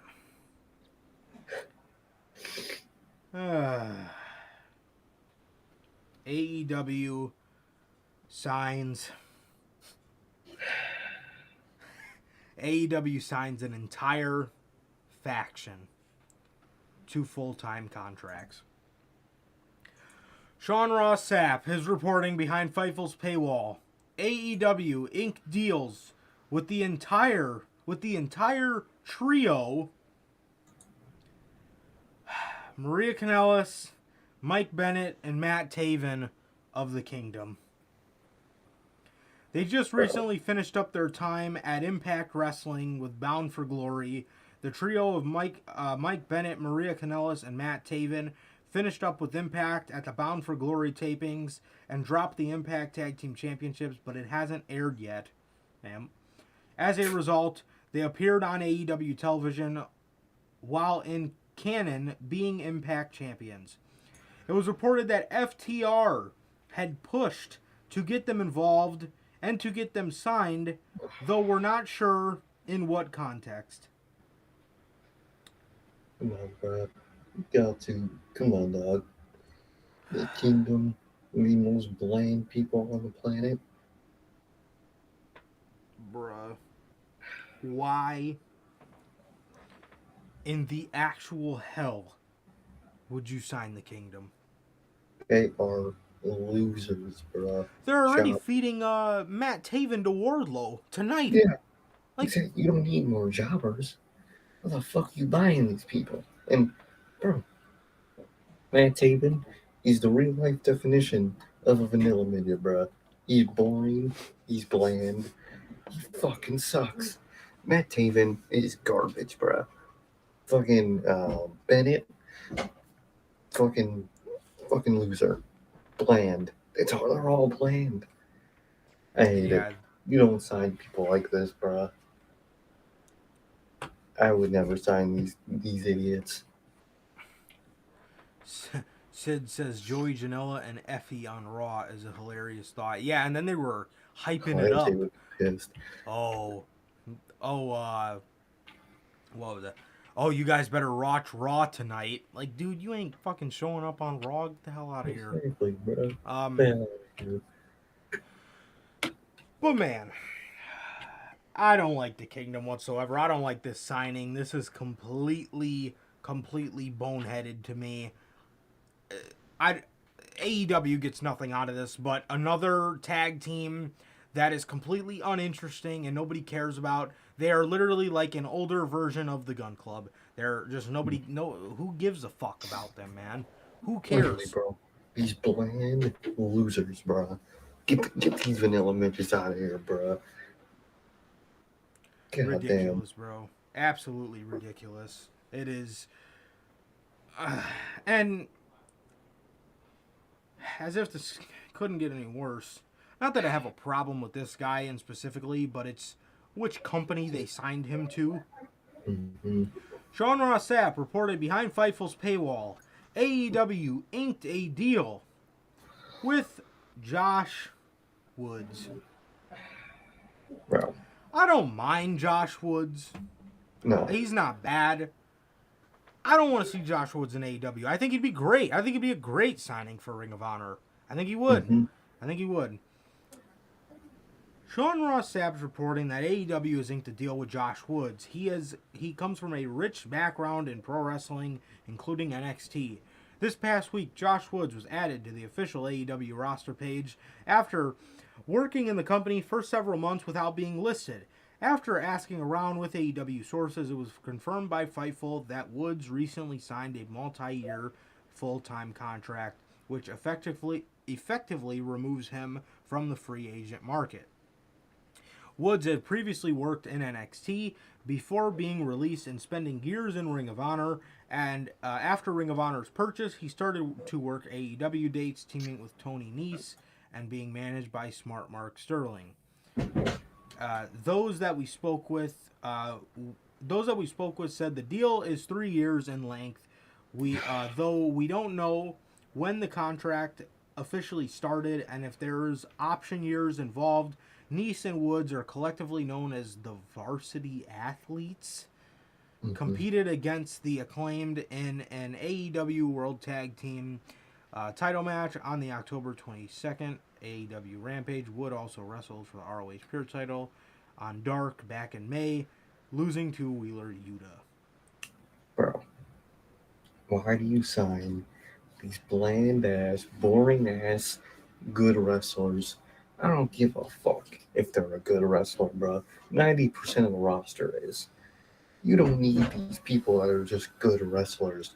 Tony Nese, Josh Woods, The Kingdom, Best Friends, fucking...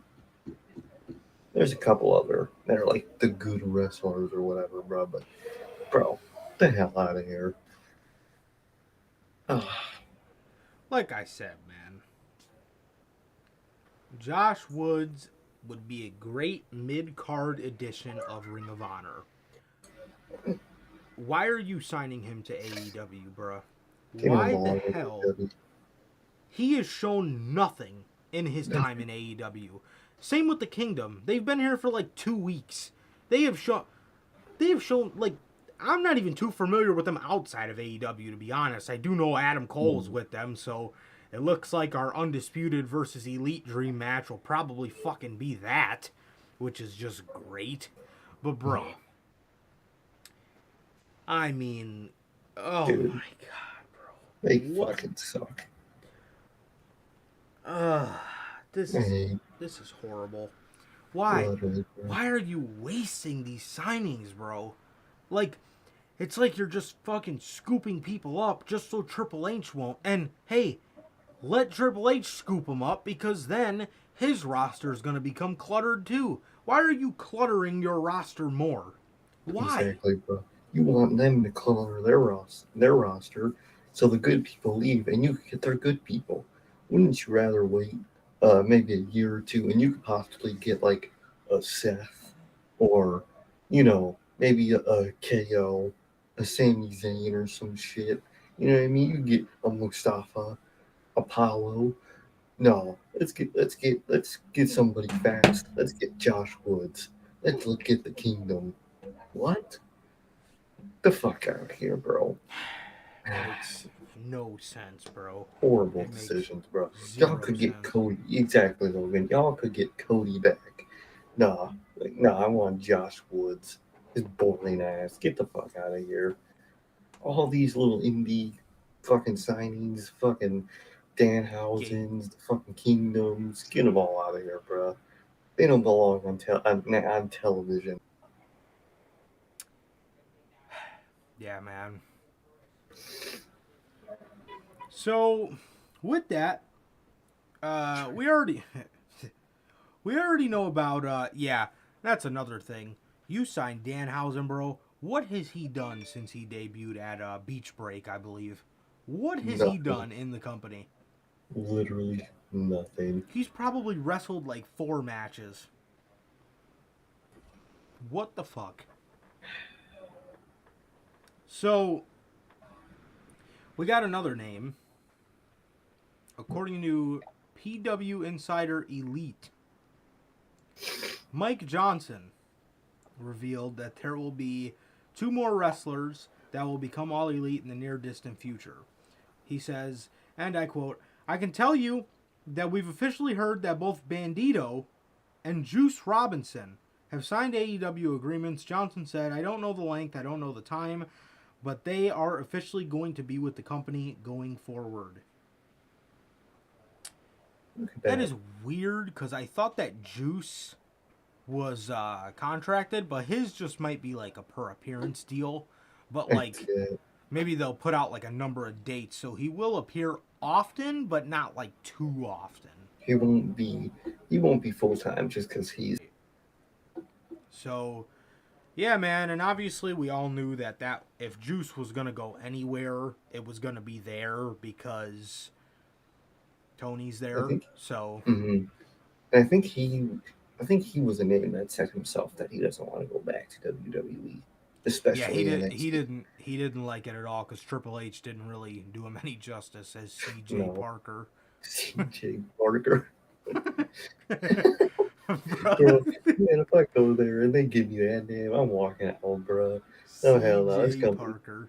That jobber ass name, bro. about C.J. Parker. Oh yeah, the fuck, the hell out of here. Yeah, that shit was not okay. So, Juice is with AEW, man, and yeah, like I said, not really too much to say because it's not anything full time. But obviously, we already knew about Bandito, so Yeah, obviously Bandito's been the plan to get him, right? And he's one of those guys where I get it. Though that's the type of guy you want to get. You know what I mean? He could fill a role, whether it's in no matter what faction you need, for like Andrade or even like the Lucha Bros if they are looking to get rid of Pac in the Death Triangle, and you still want them to be a trio. You put Bandito in there. You could do a lot. Even though I heard that him and Penta got beef, but Andrade and Penta. yeah, it was Andrade and Bandito. That was the people that got beef. Okay. I'm dead. I heard Andrade and Penta had beef too. Damn, that's weird. I remember hearing that like a long time ago, which might make a little bit of sense as to why they never joined the faction. I could really see it. So, jumping back over to WWE, that is it for our AEW stories for the day, man. Elimination Chamber, one of my favorite pay-per-views of the year, my favorite match concept when done right. Elimination Chamber, to be held in Montreal. WWE has announced that the Bell Center in Montreal, damn, Triple H really loves going to Canada. The Bell Center in Montreal will host Elimination Chamber on Saturday, February 18th, 2023. This will be the first pay-per-view in 14 years to take place in Montreal. Oh, jeez. The go-home edition of SmackDown will emanate from the Bell Center as well on February 17th, 2023. Is this the show where the Bloodline finally turn their back on the honorary Uce? Sami Zayn is from Montreal, and that is the perfect place to do it. Maybe Maybe you put Sami Zayn in the cell or in the chamber. Maybe you have Sami Zayn and Solo Sikoa in the chamber. Maybe he accidentally eliminates Solo Sikoa and that's when they snap. Or maybe you put Sami Zayn and Kevin Owens in the chamber and the bloodline, try to get him to do something completely inhuman to Kevin Owens and really stab the knife in his back, and he just can't do it.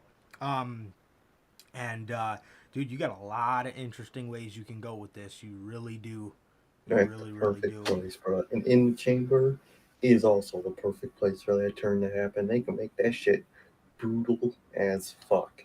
Yeah, I they could think lock that's him in the perfect. chamber. Oh man, That would be dope. The bloodline gets locked in there with his ass and just beat the fucking shit out of his ass. That shit would be awesome, bro. It's a great place. I'm glad they're doing it. Pay per view in Montreal, and it's perfect for that storyline, bro. absolutely, bro. That shit. That shit would be really perfect. That shit would be really perfect, man. Yeah, it really would. It really would. And man, I'm excited for the Elimination Chamber. This was a show a lot of people wanted to see go, man. And I would maybe like the Elimination Chamber name to go. Maybe you Mhm. start calling it No Way Out or Some um new name. yeah, some new name, but yeah, it's great, man. It's really great, and it's gonna be awesome to see, man. Those Montreal fans are always great. They are notorious for giving Sami Zayn fantastic reactions. Definitely, bro. So, man, Definitely. That man, shit's oh gonna be man, dope. that's gonna be sick, bro. Yeah, they could do some really cool. They could do some really cool stuff. Maybe they attack Sami Zayn, and that's where we get Kevin Owens, uh, you know, aligning himself with Sami Zayn as they kick him out of the bloodline. But dude, honestly, dude, for the next like month, majority of these WWE shows are gonna be taped. So we're gonna Mhm. have some boring ass shit to talk about on Unscripted for WWE, Oh yeah. which is Yeah. good. Which is good for the talent, but for the Hmm. creators, ugh, It's gonna be it's gonna be rough. rough. That's Yeah, that's why we don't do fucking SmackDown and Raw reviews right after the show. Imagine having to do one of those that for should be shitty 15 minutes for bro. SmackDown. Exactly. That should be 20 minutes. There's a I'm 5 minute telling review. you, because good lord, man. Another cool Mhm. thing they could do is lock in somebody, whether it's KO or Sammy, in the pod to watch the other one get beat the fuck up. That shit could be really good. Yeah. That would be nice. That would be nice, bro. Man, did you hear that concept for what they wanted to do with Theory? Oh lord. It's No, I kind of didn't actually. interesting. It's kind of interesting because we've never seen it before. Letting his stuff run up the whole year, and Yeah, that then never next happened. next year at Money in the Bank, he's like scrambling to like figure it out. Yeah. I think that might be smart. Yeah, That I might mess with be a that smart idea to way. be honest. He would look like He, a damn idiot if he oh, he looked like a damn fool, but just it, ran it out of time. with a winner like that, you gotta make him look like a damn fool. You can't have him win anything. Maybe the NXT title, but if you But don't want him to win it, you gotta make mhm. him look like a fool. It's just how it is. but even that would make no sense too because Vince McMahon had this motherfucker going around the past couple months talking about how he's going to be the youngest undisputed WWE champion ever. So Mhm. that was another decision I wish we would have got past. I wish Vince would have retired just a little sooner, just so we Yeah, didn't have to. It should have went to Seth. that The he briefcase should should have went have to Seth. It's just plain and exactly. simple. No matter what, in the end, Theory was gonna have to look like an idiot in some form, and that might be the easiest way to do it. Just have that time run out last second. Imagine he gives that shit to the ref, and he's just gonna be like, "Sorry, bro, your time's up." No, Like, what does he do? Just walk away? he just fucking walks out all pissed. No just, briefcase. just, just head down, walk of shame, just fucking walks back up that ramp. That shit would be great. Dude, that shit would be hilarious. And they just beat his ass anyway. I'm dead. So, yeah, man. So, speaking of gimmick pay-per-views, we're going to talk about a pay-per-view that is completely going away. The other one, it seems like there's a change in concept for. Mm-hmm. The first one is Hell in a Cell. WWE is nixing the Hell in a Cell pay-per-view event. Thank God. According to WrestleVotes, speaking with Give Me Sport, Triple H will not be going forward with annual Hell in a Cell events anymore. And if it's anything like that pay-per-view schedule we showed you guys, actually, do I still have it? I do. Which obviously, play this for you real quick. Royal Rumble, Elimination Chamber, WrestleMania, King of the Ring, Money in the Bank, SummerSlam, UK, PLE, Evolution, and War Games. You see 2 gimmick shows on here, and both of those gimmick shows are ones that people don't really mind. Elimination Chamber and Money in the Bank, you could count Royal Rumble, but nobody really counts that as a gimmick show. No, I don't know. at least. I don't know if you would count King of the Ring as a gimmick show, but it's not really because they're fighting for like. It has a purpose. Yeah, it's not just. Oh, it's our tournament. annual time to do Extreme Rules matches, so it's that time of year to tournament. You know what I mean? Oh, we got to do Hell in a Cell because it's October or July or whatever the hell they moved it to. But makes no sense. It makes 0 sense, and I'm so glad that he's doing away with it, man. So WrestleVotes explain that the match stipulation means a lot to Triple H, so he no longer wants to have to shoehorn Hell in a Cell matches into his booking out of obligation. We will have to wait and see when the next Hell in a Cell match will take place. Triple H is going back for the good old is going back to the good old days and the fans are all for it. I'm all fucking for it. I'm excited, man. I'm excited we don't got to see Hell in the Cell. And it makes it more flexible for the creators that actually have normal jobs. You only have 9 pay-per-views a year. That's way better than fucking 14 of them. You know, it makes it way more flexible, bro. It really does. But yeah, man. Yeah. So that is the first one. Do you have anything you wanted to add on that? Yeah, I mean, it's a good thing. I fucking hated those shows. I didn't watch them anyway. So, it's nothing but good.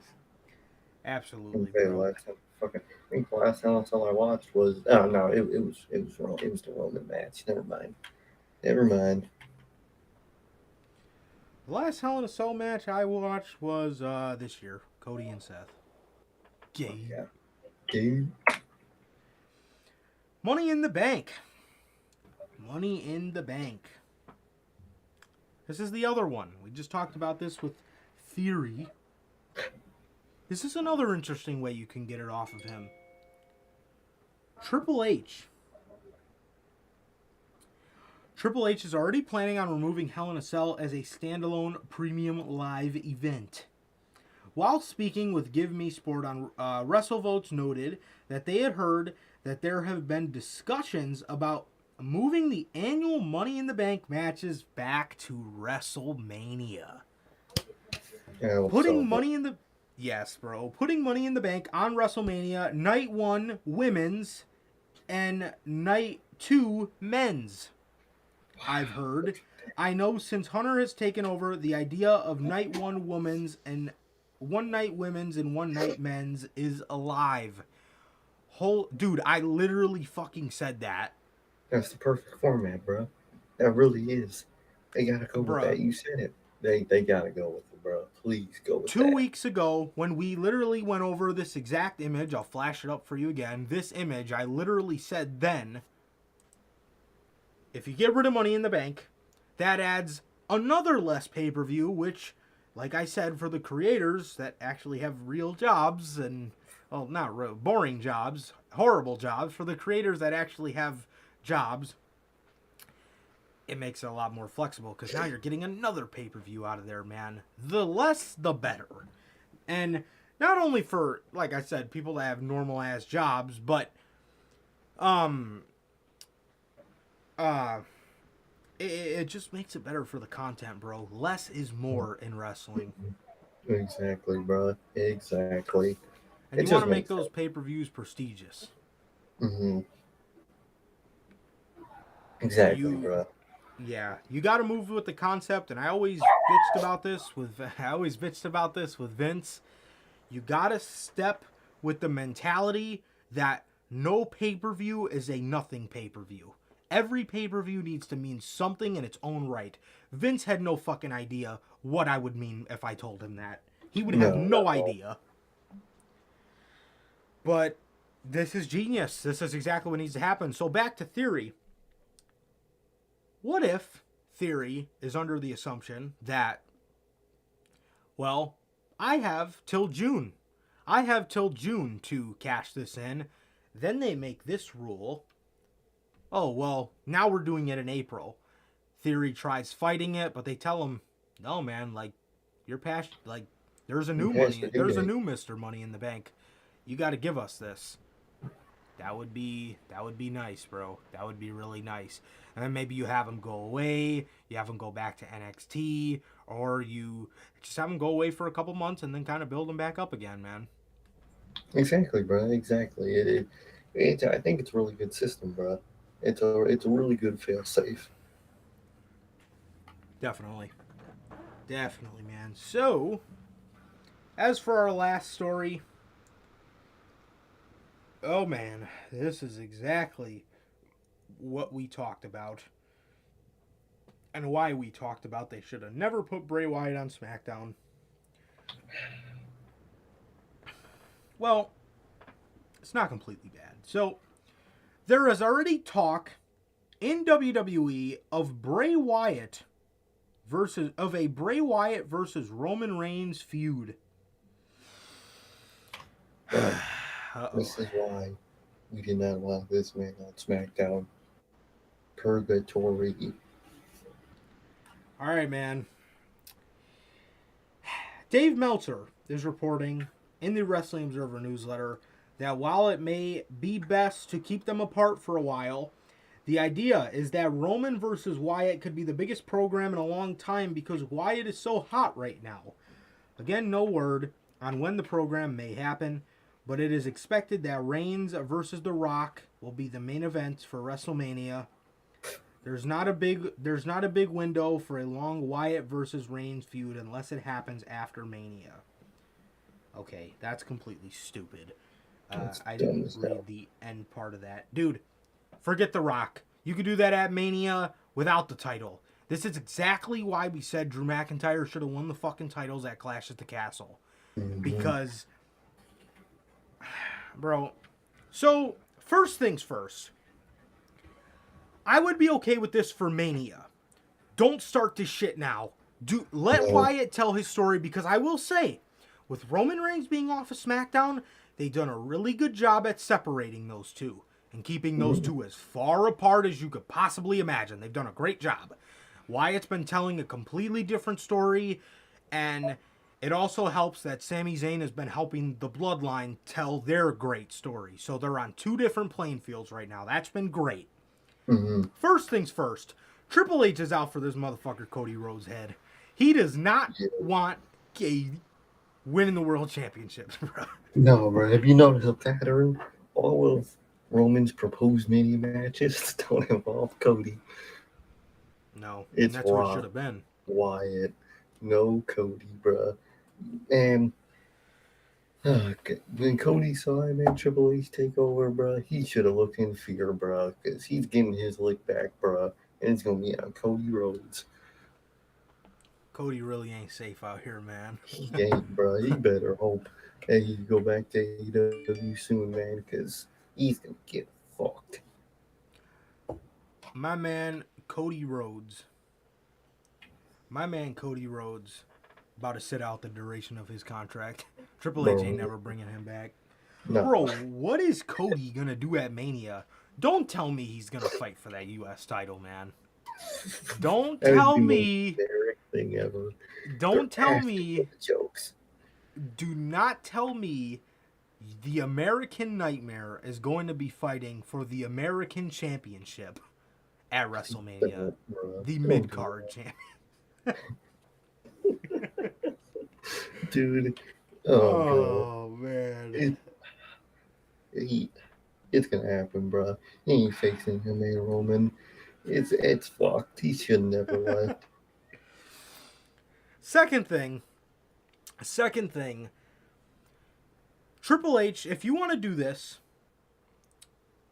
another reason I wouldn't advise doing it now, they did this with The Fiend. As soon as The Fiend was hot, they threw him right in the world title picture, and you made him lose. If you want to throw him in this right now, he needs to win. I wouldn't throw him in this right now. He still has a story he needs to tell, and he needs to finish fulfilling that story. Now, if you want to... Mania would be great. I'd be down with WrestleMania. You can have the Wyatt Six fucking dismantle the bloodline, and it'll be great. It'll be great, right? So, you could do that. But,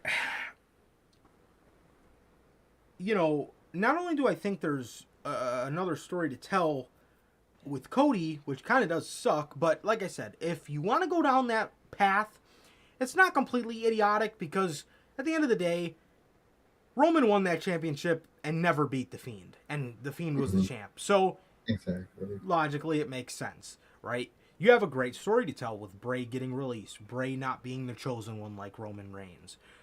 La-di-da-di-da, you know, the whole 9 yards. We know those two guys, especially both of them right now, could tell a fantastic story. So,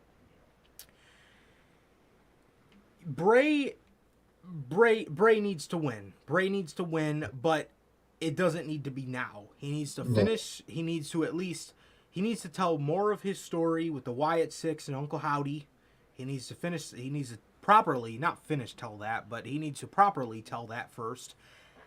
However, well, like I said, Wyatt Six versus Bloodline would be great, and that's kind of the only reason I feel like they would even contemplate doing something like this, because Bray is Bray and Roman would both have factions, and we have War Games coming up. So Exactly. that is the only reason I feel like they would do that. And if that's the only reason, I don't really want to see it. Because There's got to if be a story. if you're going to tell this story, start planting seeds at the end of December and bring it into Mania. Because Mania would be a good enough time, I guess, for you to properly tell this story. And you can't do this shit where you have Wyatt hot as ever and then you have him lose. You just can't do it. No. You cannot do that. You need to have him win, and you need to have him be booked strong. It needs to be completely different, but this is a little too soon, man. This is a little too soon for this to be talked about for me. Exactly, bro. Exactly, man. Like, you gotta, if you want Wyatt to have that title, you gotta have it beat the time. You gotta let him tell the story, and because most WWE fans are very fickle when it comes to Bray Wyatt. If he goes and beats Roman Reigns now, they're gonna hate him. They're just gonna hate him. You gotta let him finish his, like you said, not finish, but tell the story. And then when the fans are saying, "All right, cool, we want to see Wyatt as champion," that's when you make him champion, bro. You can't just go do it. Now with how volatile your fans are, especially with Roman Reigns in the picture, bro. If it was any other champion, all right, you can do that, but you gotta let it play out, bro. Don't rush it. But you got if you do go for the title, if he's big, you gotta win. No doubt about it. No doubt about it. But like I said, man, I think it's a little too soon for this to be talked about, and I think you kind of got other stories it'd be nice for you to worry about first. And The Rock not being one of them. You need to. I think you could tell a great story with Cody Rhodes. I think you could really tell a fantastic story there, and Wyndham honestly would be my second option. Bray Wyatt and the Roman Reigns at WrestleMania. I think that would be my second option. But I think there's a story that a lot of people want to see there with Cody, and if you really want The Rock at WrestleMania, this is the problem with Roman Reigns. You know, that doesn't need a championship. The Rock does not need to hog that spot, man. He just doesn't. He doesn't. He doesn't. And So wait till he loses the damn title to that fucking match, bro. Nobody wants to see it. especially with all these new names coming into the company, man. I mean, the interest for that has went down just because people want to see other stuff more. People want to see Cody. People want to see Bray. You know, people want to see Seth. Yeah. There's a lot of people that people want to see take the titles off Roman. And I don't know. I just hope they tell the story properly, and I hope they don't throw Wyatt to the wolves again, man. Let him properly tell his story before you rush him into any titles. That is the only reason I would say let somebody else take the titles off Roman. It doesn't have to be Wyatt. Wyatt and Roman, that story doesn't even need a championship. I mean, it'd be nice to have a championship because the Universal title does, kind of lie in there, but or have Wyatt take the Universal title off him and have Cody take the WWE title off of him, or Something Seth like that. or something. I don't know. They've really got themselves into a fuck situation with Roman Reigns holding both of these titles. Another thing I wish Vince didn't have time to do, but here we are, and it is a clusterfuck. Literally. Yeah, man. So that is the news, and man, I don't know. Just wait on it. Just wait. Let it play out. Exactly. Let things organically. If things organically go that way, then do it. If things don't do it. And they don't. Plain and simple, man. But yeah, that's all the news we got for the week, man. That is the news. This loaded episode of news, man. We got a lot of great stories here today for you guys, and I hope you guys exactly. Bell, that's a great way to go out of this. I will say I don't think Bray vs. Roman will happen now because the next thing Roman be in Survivor Series, and I think in War Games. I don't think Bray will be happening until next summer or something like that. Yeah, I hope not, but I wouldn't mind if we seen Bray on one night, Cody on the other. Literally. I wouldn't mind to see that at all, but my interest for the Rock match has went down a lot. I don't even know if it ever really was there. Yeah. I really don't. I hate that, style of storytelling most of the time, especially in WWE. Yeah. Just a cop out. It really is. Yeah, it's just, really we don't believe in none of our guys, so let's just put Dwayne there. I mean, with Roman, obviously, it makes sense with the whole family stuff, but I care to see people that are wrestling now. Exactly, bro. Like, literally the whole storyline would be they are family. I don't give a fuck if they're family. I don't care. It'll be just fine without a title. Trust me. It'll do the same fucking thing it will with the title. And it would make honestly, I think it would make a little more sense without the championship because the meaning of the family should mean more than a championship. So exactly, it should be about family. Yeah. So I don't know, man. I don't know. That's what I would do. I would do Bray on one night, Cody on the other, and have them just both take the belts off them because we got to do something here. We got to do something here, man. Yeah. I don't know, man. But yes, that is all the news for the week, man. I hope you guys did enjoy, like I said, this loaded edition of the news, man. We love you guys, man, hanging out with us. Thank you guys, as always, for staying and chatting some wrestling with us, man. We always appreciate you guys, man. And I love you guys. Thank you guys from the bottom of my heart. And yeah, man, that is going to do it for this edition of the Notorious podcast. This has been episode 133 of the news, man. In the last episode of news, probably, I'm pretty sure, the last episode of news from the room that it started in, man. So thank you to this room, I guess, for being the room that the first episode 1 took place in. So it's crazy, man. But hell yeah. Yeah, man. So obviously Monday will be the last episode, but this is the last episode of news. So You guys could say goodbye to the room. But yeah, man. But yeah, that is going to do it for this edition of the Notorious Heels podcast. The last episode of news in the origin room of the show, and it has been a pleasure, always a pleasure for my Johnny Mayhem. And Sir K. And that is going to do it for this edition of the news, man. Once again, thank you guys, man, and I love you guys from the bottom of my heart. Thank you guys.